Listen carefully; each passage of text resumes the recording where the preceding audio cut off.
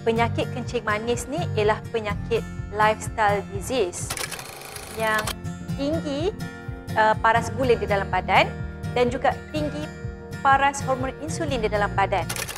Next step yang saya akan terangkan ialah apa kita nak buat.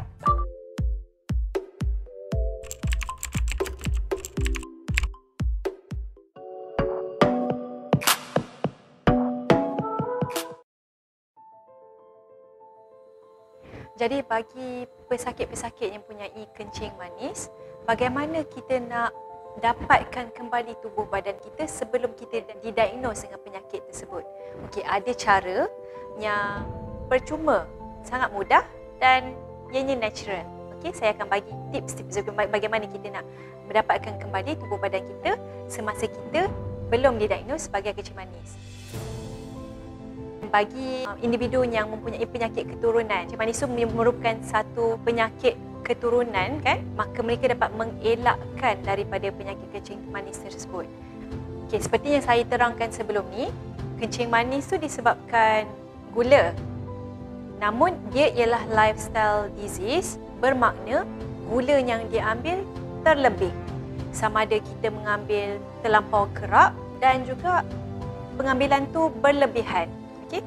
Kita makan kerap dan juga kita makan banyak. Itu yang menjuruskan kepada penyakit kencing manis. Okay? Dalam video sebelum ni saya dah terangkan penyakit kencing manis tu ada dua benda atau terma yang kita perlu tahu. Satu, gula. Semua orang tahu tu. Yang kedua ialah insulin. Okay? Apabila terlebih gula dan juga terlebih insulin, maka badan kita akan mendapat penyakit kencing manis. Jadi macam mana kita nak atasi masalah paras tinggi gula dalam badan kita? Okay. Ada dua cara.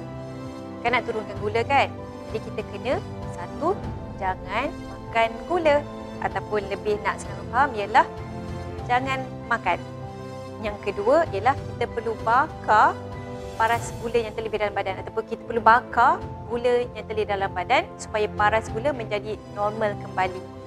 Okay, dua step ni yang kita perlu lakukan untuk kita mendapatkan kembali tubuh badan kita sebelum ni. Okay, macam mana maksud tak makan tu? Maksudnya kita kena mengamalkan puasa.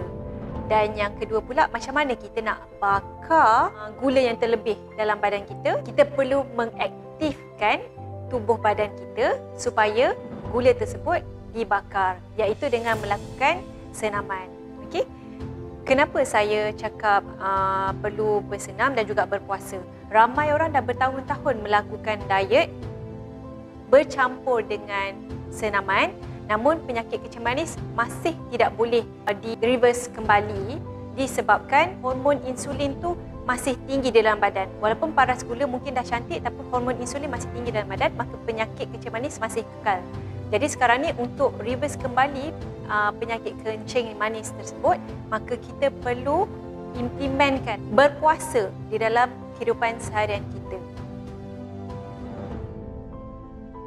Dalam kencing manis ada dua masalah. Satu, gula terlebih. Satu lagi, hormon insulin yang terlebih.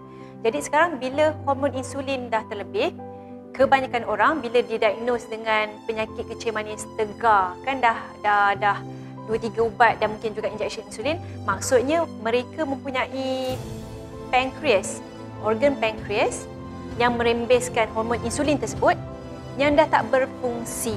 Jadi dah tak berapa nak cantik, sel-sel di organ pankreas itu tak berfungsi dengan baik. Itu yang hanya dapat dirawat dengan kita berpuasa. Okey?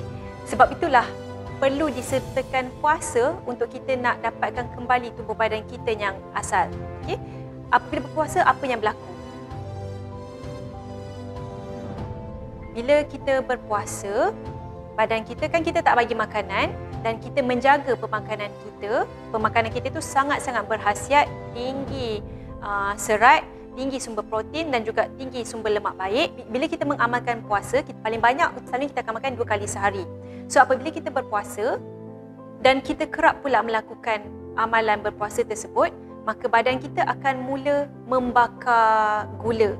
Okey, badan kita memerlukan tenaga untuk kehidupan seharian kita. Jadi apabila dia membakar gula, lama-lama level paras gula badan kita akan mula cantik. Level pertama badan kita akan bakar gula. Next step, badan kita akan mula bakar lemak-lemak yang tersorok sebab badan kita menyimpan gula dalam bentuk lemak.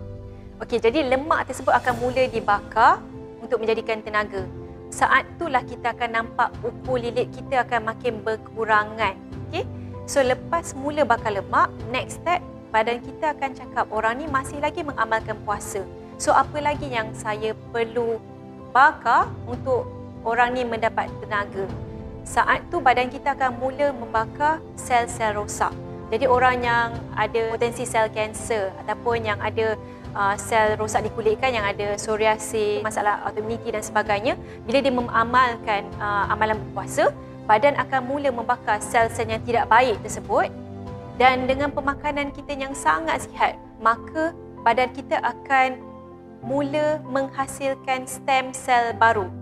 Jadi macam yang saya cakap sebelum ni, orang yang mempunyai penyakit diabetes tegar, sel pankreas, organ pankreas tersebut dah rosak, maka badan kita akan menggantikan balik dengan stem sel baru di organ pankreas tersebut. Disebabkan tu, masalah insulin resistant tersebut akan boleh diatasi. Pankreas yang dah tak sensitif tersebut akan boleh kembali sensitif apabila mengamalkan puasa. Sebab tu tak ada apa yang boleh mereverse kembali ataupun kita tak boleh mendapatkan tubuh badan kita kembali seperti dahulu dengan hanya berdiet dan bersenam tanpa disertakan dengan berpuasa. Okey, sebab berpuasa tu akan timbulkan satu proses dipanggil autophagy, menimbulkan stem cell yang nak mengembalikan badan kita seperti sebelum ini. Okey, kalau nak tahu lebih dalam lagi proses puasa tu apa yang berlaku, boleh tengok video yang saya dah kongsikan mengenai topik puasa. Jadi kesimpulannya, penyakit kencing manis ni ialah lifestyle disease. Ia berpunca daripada tinggi paras gula dalam badan dan juga tinggi paras insulin. Kita boleh mendapatkan kembali tubuh badan kita sebelum kita didiagnos dengan kencing manis, dan bagi orang yang nak mencegah pun boleh mencegah daripada mendapat kencing manis dengan step-step mudah yang saya dah terangkan sebelum ini. Macam mana? Kena bersenam, kena berpuasa.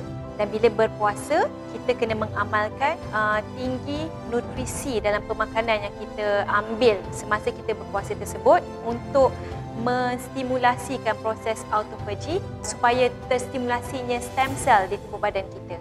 Okey, hanya 2 step mudah, senang, percuma, tiada side effect dan anda semua boleh lakukan. Ramai orang cuba juga buat macam tu tapi tak berjaya. Sesetengah tu ada punca lain yang mungkin yang kita perlu atasi. Kalau anda memerlukan bantuan, anda boleh datang berjumpa kami di Lia Wellness.